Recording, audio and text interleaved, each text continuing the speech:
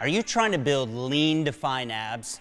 Well, if you're doing crunches like this or hanging leg raises like this, then this may be the reason you're not getting the results that you're looking for. I'm James Grage and I'm here at the BPI Sports Training Facility, and in this video I'm going to reveal some of the simple secrets for getting six-pack abs. So let's get to it. So let's go back to the first of the two clips. Can you figure out what I'm doing wrong here? Now, it's actually something that's very easy to correct when you understand the function of your abs. Your six-pack is made up of a muscle group called the rectus abdominis, which enables the curvature of the lower spine and the tilting of your pelvis. Now, this muscle group attaches at the bottom of the ribs, point A, and at the top of the pubic bone, point B. Now, this is important to note because when a muscle contracts, it shortens the distance between the two connecting points. So let's go back and look at the clip of the crunch. Now, as you can see, there isn't much of a change in distance between points A and B.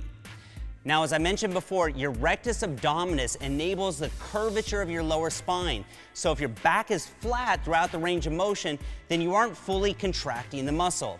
This is why a plank may be a good core stabilization exercise, but it's a poor abdominal isolation exercise. A good comparison would be doing a biceps curl like this, right? You're never gonna build great arms that way, and the same holds true for abs. It's no wonder some people think they have to do 1,000 crunches a day to get abs, which isn't true.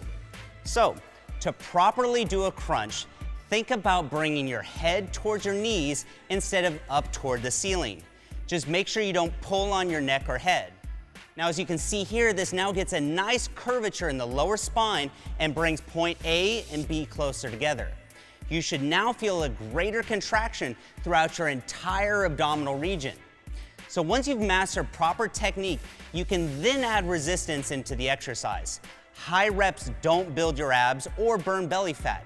You build your abs the same way you would build any other body part, with resistance. But we'll talk about that more later. So let's first go back and look at that second clip of the hanging leg raises. Now, I'm sure you've seen this exercise plenty of times in the gym, as well as online and in the fitness magazines. Now, with that being said, it's totally ineffective the way you see it here. So knowing what you do now about the rectus abdominis, I bet you can already guess why.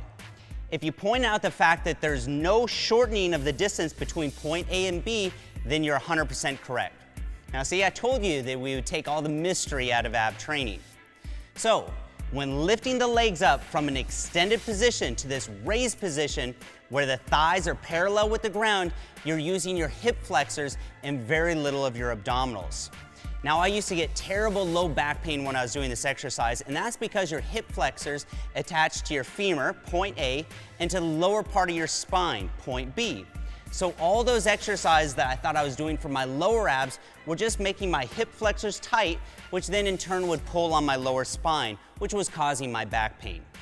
So now, the hanging leg raise is actually a very effective exercise when it's done correctly.